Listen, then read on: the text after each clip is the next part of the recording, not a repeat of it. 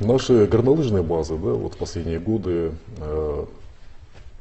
пользуются, можно сказать, популярностью, да, среди любителей зимних забав, среди граждан СНГ, ближнего, можно сказать, и дальнего зарубежья. Да.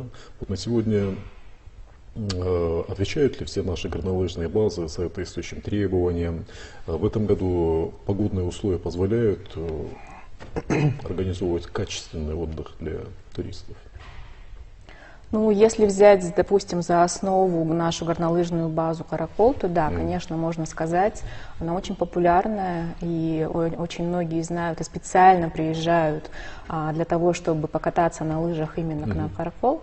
Вот. Кроме этого, конечно, у нас есть и базы близ Бишкека, и не только, но всех стараются, все стремятся к тому, чтобы стандарты были, ну, соответствие стандартам для того, чтобы встречать туристов. Ну и кроме лыж есть различные виды забав, как вы сказали, да, это и тюбинг для катания деток, это и вот, допустим, если взять за основу наш проект, который фонд будет реализовывать, Байтик Mountain Resort, круглогодичный курорт, вот, там будут и летние забавы, так скажем, и зимние, и очень будет большой выбор для семьи, для всех членов семьи, и старый млад может там отдыхать. Вот. Проект очень крупный. По названию, я так понимаю, локация в Байтике, да? Да. И получается, вот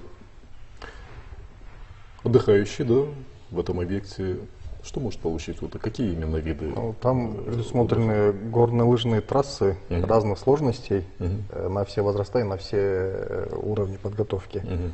Вот.